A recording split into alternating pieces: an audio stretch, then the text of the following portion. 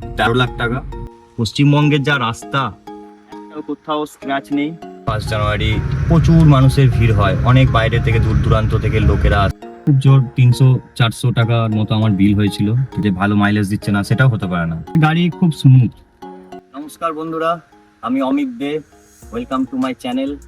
আজকে অনেক মাস পর আমি ভিডিও করছি। তো আমার পেছনে দেখতেই পাচ্ছ নেক্সন গাড়ি, যেটা আমি আজকে 6 মাস আগে প্রায় কিনেছি। এবং সেই 6 মাস চালানোর পর কি অভিজ্ঞতা, কি এক্সপিরিয়েন্স, কি পজিটিভ দিক, কি নেগেটিভ দিক, সেই দিকগুলো আজকে আমরা আলোচনা করব। ভিডিওটা প্রথম থেকে শেষ পর্যন্ত দেখো। চলো শুরু করা যাক। গাড়ির লুক নিয়ে কোনো কিছু বলার নেই, বিকজ গাড়িটা নিয়ে যখনই আমি রাস্তায় বেরোই তখনই সবাই তাকায়। শুধুমাত্র নেক্সনের জন্য নয়, এর কালারটার জন্য। ঠিক আছে, এই যে কালার আছে সেই কালারটা সবার পছন্দ। প্রথমে তোমাদেরকে দেখিয়ে দিই নেক্সনের এলইডি লাইট। ঠিক আছে, এলইডি ডিআরএল খুব সুন্দর, রাত্রে যখন বার করি খুব সুন্দর দেখায় গাড়িটাকে। ঠিক আছে, চলো এবার 6 মাস চালানোর পর গাড়িটাকে আমি কি কন্ডিশনে রেখেছি সেই কন্ডিশনটা একবার দেখে নাও তোমরা।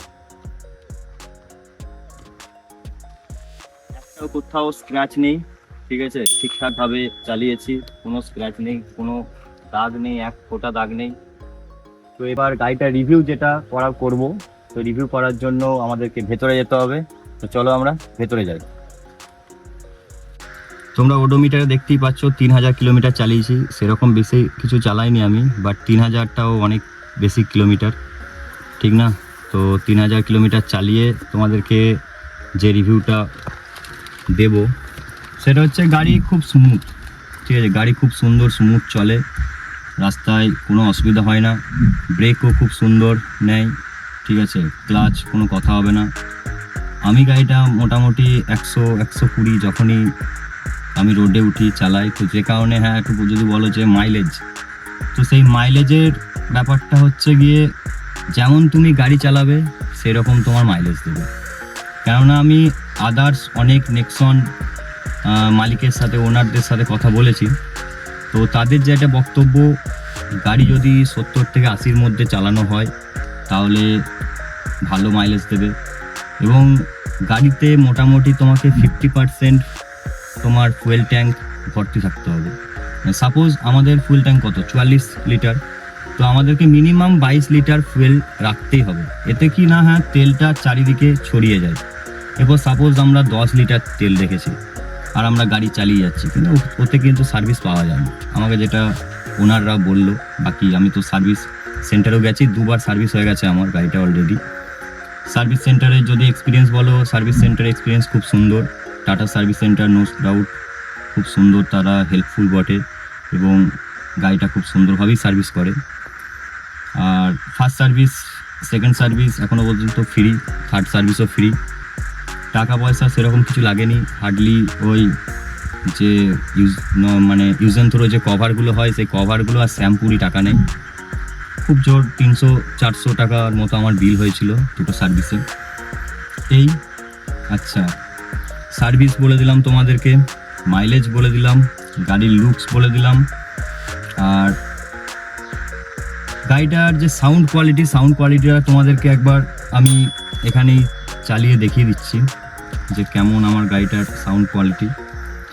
আমার মডেলটা হচ্ছে ক্রিয়েটিভ, নেক্সন ক্রিয়েটিভ। তো এতে হারমানের স্পিকার আছে, টপ JBL এর স্পিকার আছে। টপ মডেলগুলোতে হারমানের স্পিকার আছে, এখানে আমাদের JBL এর স্পিকার দিয়েছে। তো চলো তোমাদেরকে সাউন্ডটা শোনাই।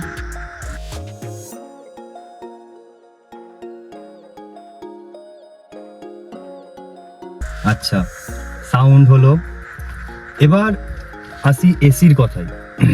এসি ফার্স্ট ক্লাস এসি, ঠিক আছে। এসি স্টার্ট করার সঙ্গে সঙ্গে কয়েক সেকেন্ডের মধ্যেই ঠান্ডা হয়ে যায়, নো ডাউট। এসি খুব সুন্দর সার্ভিস দেয়। কমফোর্টেবল যদি বলি যে হ্যাঁ গাড়িটা চালিয়ে কীরকম কমফোর্টেবল, সিটগুলো কীরকম কমফোর্টেবল, সিট খুব সুন্দর কমফোর্টেবল। হ্যাঁ, আমরা সিটগুলোকে আগু পিছু করতে পারি, তোমরা সবাই জানো। ঠিক আছে, এটাকে আমরা ব্যাকে হেলিয়েও দিতে পারি। ঠিক আছে, আবার ব্যাক থেকে হেলে তুলে এই সাইডে একটা সুইচ আছে, ক্লিক করলেই আমরা এইসব ফিচার্সগুলো পেয়ে যাব। আচ্ছা, ব্যাক সাইডটা দেখাই, ব্যাক সাইডটা একবার দেখাও। ব্যাক সাইডের সিটগুলো তিনজনের জন্য খুবই কমফোর্টেবল। তারা পাও রাখতে পারে আরাম করে, মানে পা যে সিটের মধ্যে সামনের সিটগুলোতে যে ঠেকে যায় এরকম কোনো ব্যাপার নেই, খুবই আরাম করে তারা লং ড্রাইভে যায়। ঠিক আছে, আমি মূলত গাড়িটাকে নিয়ে আপনার 4 থেকে 5 বার মতো আমি গেছি লং ড্রাইভে। ঠিক আছে, তো 4 থেকে 5 বার লং ড্রাইভে গিয়ে আমার মা বাবাকে জিজ্ঞেস করেছি যে তোমাদের কোনো আনকমফোর্টেবল ফিল হয় নাকি। তো মা বাবারা কেউই বলেনি যে আমাদের আনকমফোর্টেবল ফিল হয়, সবাই কমফোর্টেবলই যায়।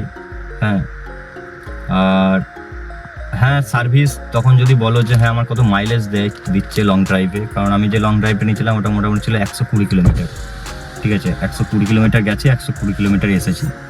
তো হ্যাঁ সেখানে 17-18 আমার মাইলেজ দিয়েছে, বিকজ আমি সেখানে বেশি ক্লাচও ইউজ করিনি, বেশি ব্রেকও দেওয়া হয়নি।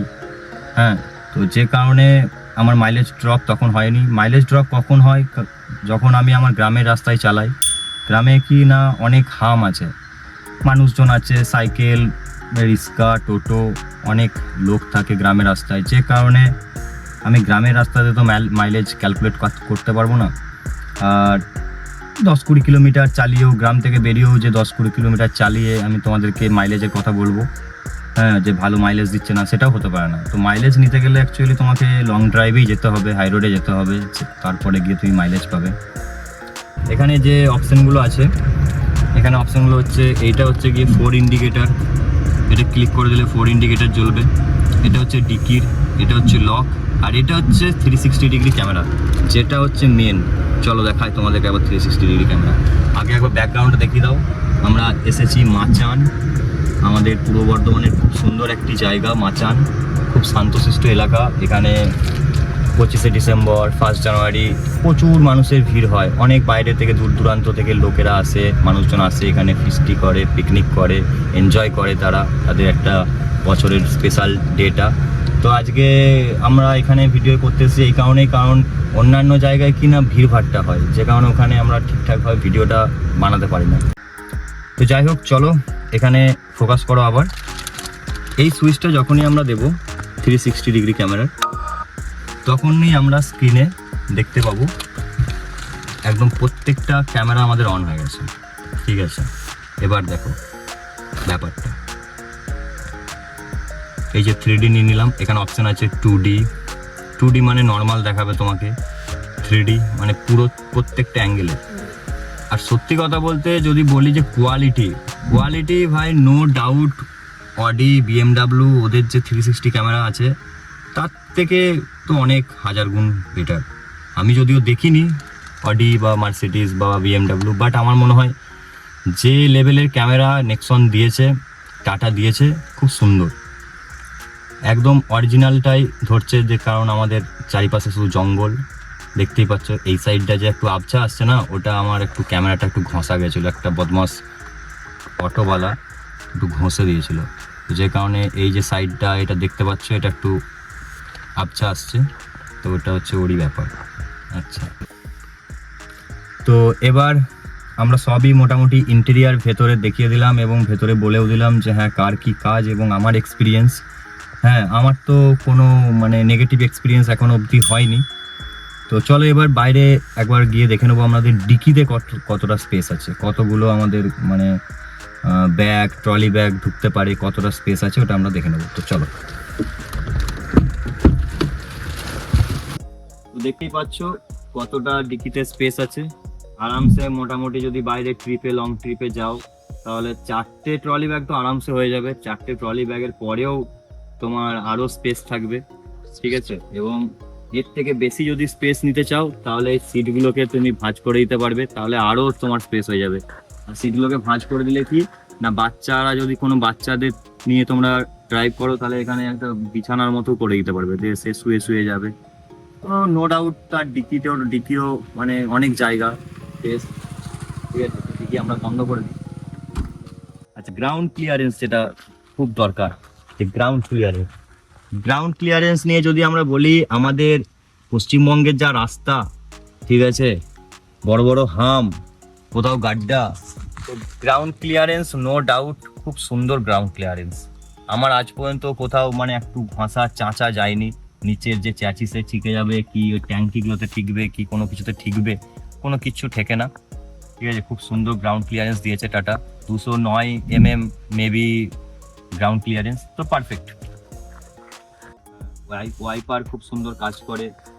এক কথায় আমি যে কোনো নেগেটিভ কথা বলবো, আমি কোনো নেগেটিভ কথা খুঁজে পাচ্ছি না, যে হ্যাঁ একটা তো নেগেটিভ কথা বলি, কিন্তু নেগেটিভ কথা আমি খুঁজে পাচ্ছি না, বিকজ কোনো নেগেটিভিটি নেই টাটা নেক্সনের মধ্যে। যদি তোমরা কেউ ভাবো যে হ্যাঁ আমি টাটা নেক্সন গাড়ি পারচেস করতে যাবো, হ্যাঁ পারচেস করার কথা ভাবছি, যে পাঞ্চ নেবো না নেক্সন নেবো, হ্যাঁ অবশ্যই দেখো পাঞ্চও ভালো, বাট নেক্সন নো ডাউট খুব সুন্দর গাড়ি। যদি মনে হয় যে না 10-12 লাখ টাকা খরচা করতে পারবো আমি, তাহলে হ্যাঁ একটা নেক্সন মিডল ক্লাস ঘরের জন্য বেস্ট গাড়ি।